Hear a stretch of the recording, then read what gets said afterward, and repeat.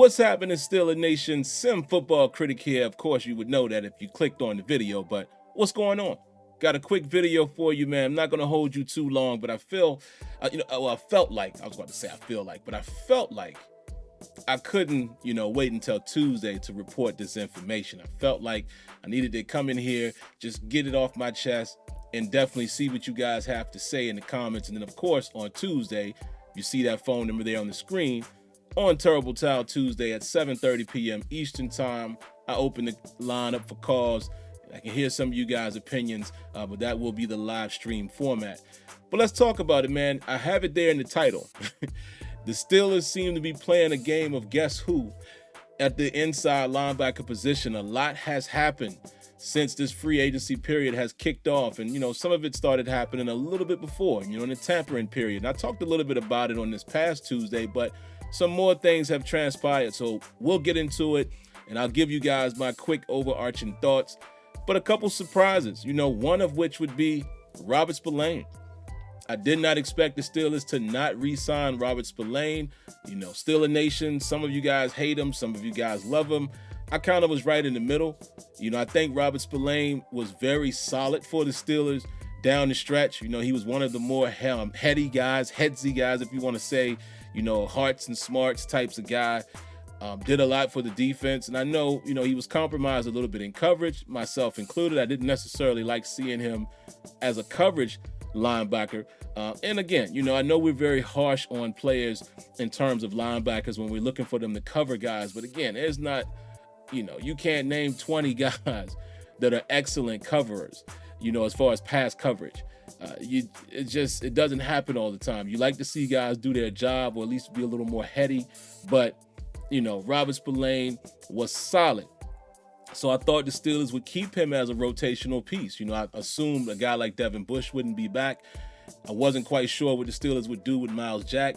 And, I figured the Steelers might be looking to add to the inside linebacker depth going into the draft. So this was before all of this transpired in free agency. So the first thing that we find out is Robert Spillane is not retained.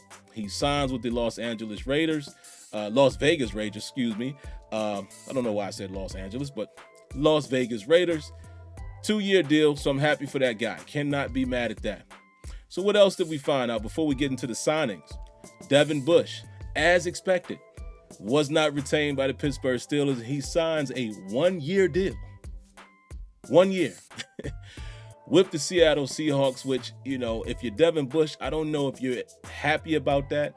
Maybe it was his decision. Maybe he wanted to do a prove-it year. I don't know. But let's just assume that it was the Seahawks' decision. Doesn't look good if it wasn't his decision, okay? If it wasn't Devin Bush's decision, in my opinion, it doesn't look good that you only sign a 1-year deal. That means that, people are not really confident in your ability, and, your value as an inside linebacker in the NFL has definitely gone down tremendously. Excuse me. But there you have it. No Devin Bush. And I know, again, Steeler Nation, a lot of you guys were out on Devin Bush. Has not been the same player since his injury. It was promising in his rookie year. It was promising in his second year before he got hurt. And then after that, man, along with some of his antics on Twitter, some of his, replies to questions, and kind of the mental side of Devin Bush just hasn't been the same in the play. He had up and down moments even in this past season. His play just didn't seem to warrant Steeler Nation, if you will, being supportive of him. So I know a lot of you guys are probably ecstatic and excited that he's no longer there, but, it's still another hole in the defense that the Steelers have to fill. So what else happened? Another surprise. The Steelers release Myles Jack. Now, some of you might not, you might not feel like that's a huge surprise because, cap space and things of that nature. So maybe he was a cap casualty. I know a lot of us talked about that during the season when we signed him for a 2-year deal. We all wondered whether or not Myles Jack would be retained in the second season. This would be his second season here with the Steelers. And, we knew monetarily that it might be challenging. Is he worth that? Did his play warrant him being a must re-sign? Probably not. I think he did a fairly decent job, but probably not enough for us to be forced to keep him. But it did bear a question. I wanted to know, okay, if we release him, then what are we doing at inside linebacker? Does that become a higher priority? So Myles Jack gets released.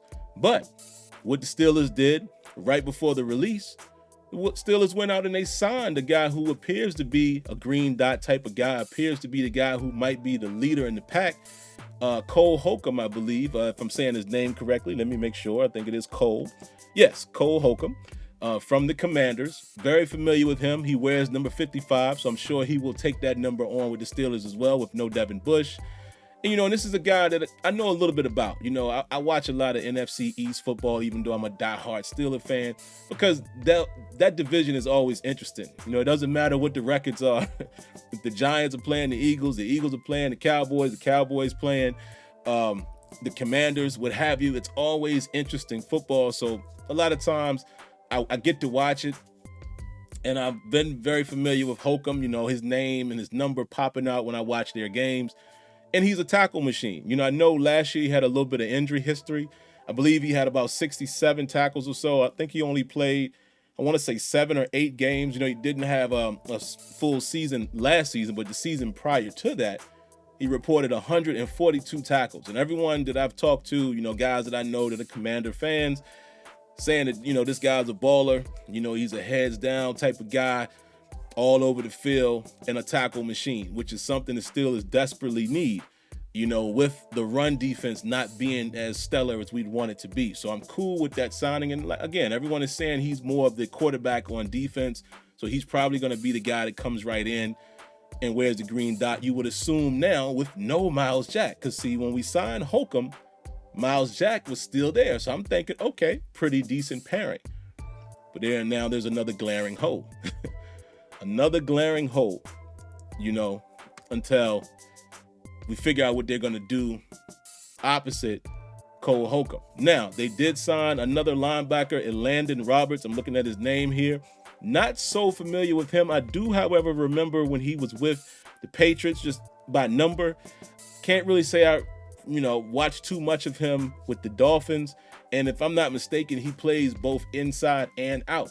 I think last season as a Dolphin, he played more so on the edge.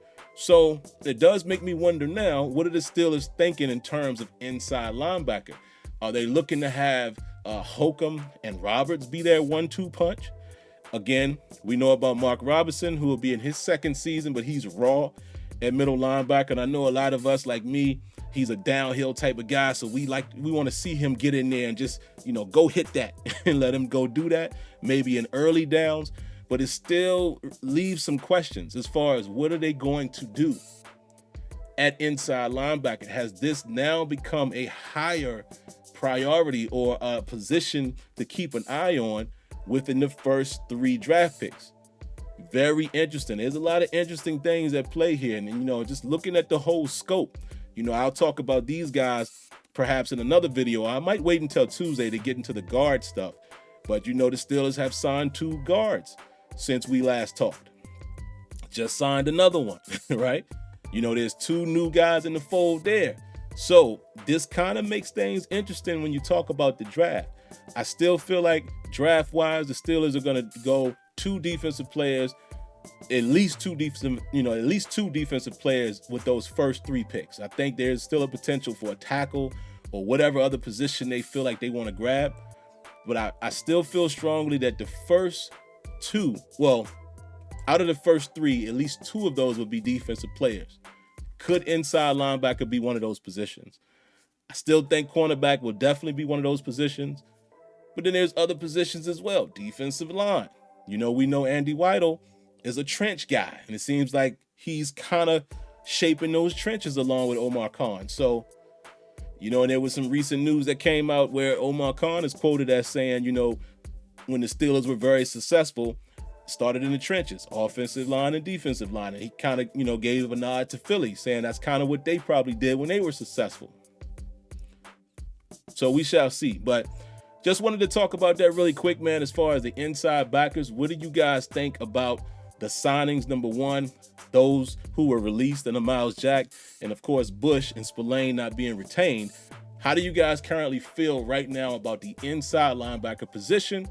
And do you think the Steelers will address that position early on in the draft? Of course, we'll talk about it on Tuesday. Again, if you haven't already, check out the phone number there right on the screen. If you're listening to this, the phone number, let me get it myself, is 619-924-0818.